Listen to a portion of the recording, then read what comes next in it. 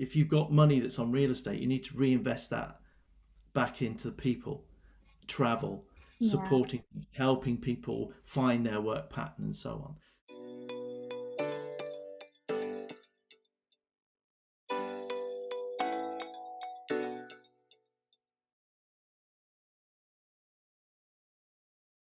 Talking about the whole hybrid virtual model, some companies have tried to adapt this, and like some, there's been research and studies from McKinsey and Forbes which have suggested that this will help boost productivity, lower costs, and probably improve, employee experiences.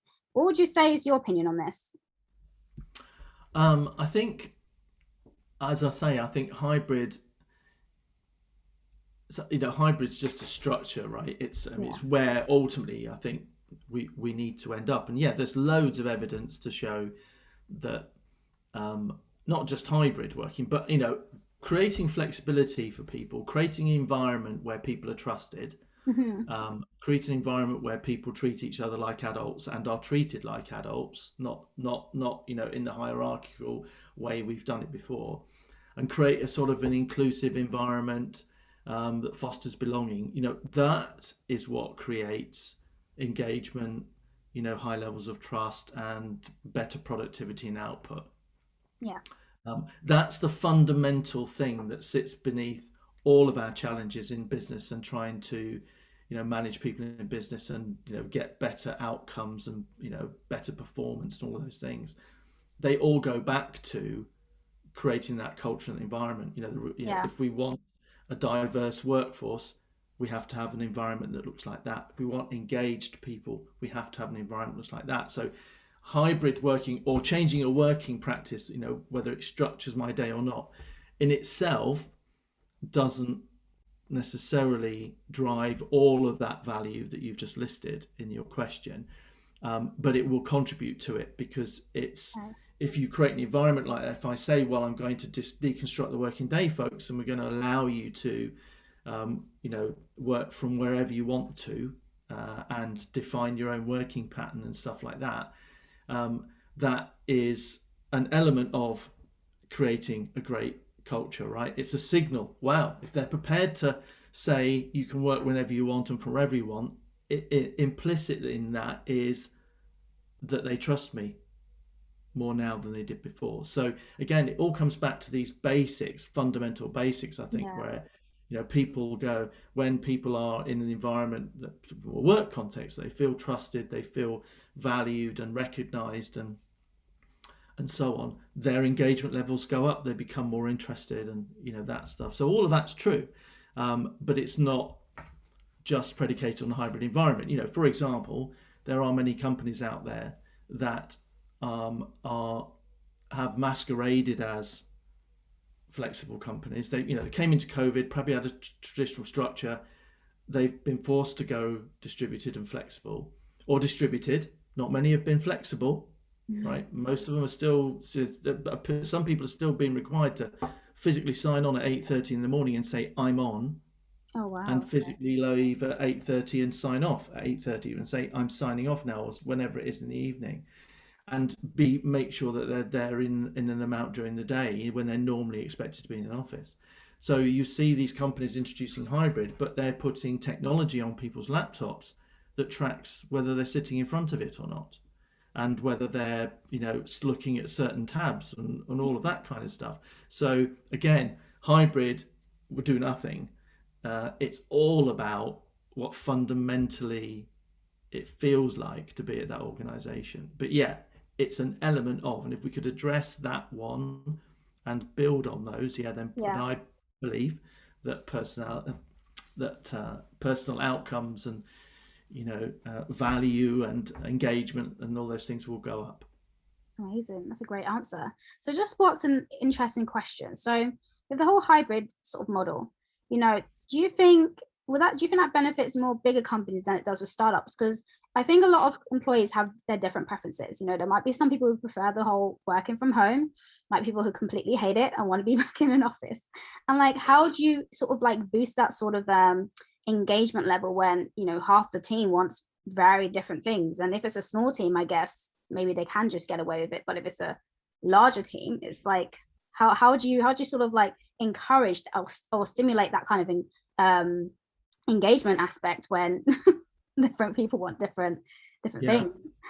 It's quite I hard. think there's a lot of science about this stuff, and and evidence that around this whole thing. In fact, I would probably say there's as much research and insight goes into people in business as there are in other functions in business, like how to Yeah. create a global supply chain, or you know how to mine ore from the depths of Australian outback or something like that. We've studied it ad infinitum, and Yeah. I've talked a lot about the value we derive from it, Hmm. or could be derived from it. But it's the one area in business where we look at that evidence, we look at that value that's been quantified, and we ignore it, which I think is, why do we do that? It's a big question for me. Why do leaders acknowledge, make pledges, talk about diversity, and recognize that it drives, more productivity, it drives competitive advantage, and yet single-handedly do nothing about it, at all? And that's a fault of leadership, I think. And for me, the crux of it comes to what you're talking about. How do you accommodate it? Um, I don't think size matters in that context. I think it's about the individuals and where they work best. If you look at Yeah. humans, let's talk about sleep, for example. There are significant biological differences between people, whether they're early risers, general, about during the day type people, or whether they're night owls. And Mm. those things are programmed into our DNA. And the impact of sleep, we're now realizing, or lack of it, is actually, not only debilitating, it's actually dangerous for our bodies and for our Yeah. minds. And to give you an example, if you're, I think anything less than 6.5, 7 hours of sleep a night, if you have one night of less than that sleep, you are the equivalent of being on the limit from an alcohol point of view. There's a fascinating book on this stuff. But what it also says is that if you have consistently less sleep than the standard 8 hours, 7 to 8 hours, it starts to affect you terminally.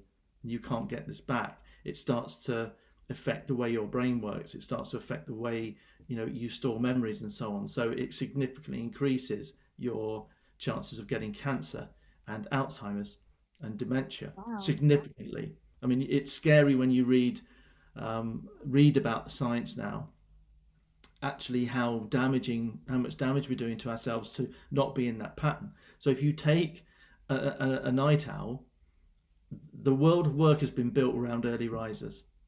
That's how it's evolved. Thousands of years ago, people woke up and went to sleep in their natural order, and things were done by people during the times they were awake. Now we have this kind of one definition, and so people who go, late night owls, they don't go to bed before 12 usually, or 1 in the morning. We're by forcing them to get up at 6 and come to work and expect them to be on the money at 9 o'clock in the morning. It's never going to happen, because they don't actually not physically capable of processing properly until about 10. And Yeah. by them getting up at 6, they're getting 5 hours sleep a night. So as an organization, me saying to you, I want you to build your sleep pattern around this availability slot. If that's a sort of an 8 till 6 and you're a night owl, then you could argue that I'm contributing to early onset cancer and dementia in you as an individual, because I'm forcing you to sit in this framework. It sounds very dramatic, but actually that's what's going on. And so for me, I don't think it's size. If you take a global company, they're already working distributed. Why? Because I'm in HR in the UK, and I've got team members who are in Guatemala, the US, the Southern Europe, and in Asia. So we all work remotely, right? We're Yeah. contacting by email, we're doing things, we may be visiting each other in person. I think the important thing is to talk to the team Yeah. and say, look, here's the outcome we're trying to achieve. First golden question: does that hit the spot for you? What we do as a company and what we're trying to achieve? Because if it doesn't, then you're on the wrong bus, right? So let's get that sorted first. But if this does chime with you, then let's work together to work it out. If we are a fully distributed business at Head Start, but before COVID, we had a cadence of meeting up formally. Every 4 weeks, the team would come together for a breakfast and just to chat. Every quarter, we'd come together for a couple of days, including overnight, to get everybody in, and we could break bread, but we could also work together. And once a year, the plan was to have, everybody together for a week, no matter where we worked. But in between that, we had a serviced office, sort of, a co-working space. I would be in and out of London twice a week because that was my choice. People were coming in where they wanted to meet. They would meet, and the mandate from me has always been: if our developer in Italy wants to spend some time with the one in Poland and the product manager based in England, and they feel like they need to spend FaceTime together, jump on a plane, guys. Don't ask permission. Sort it.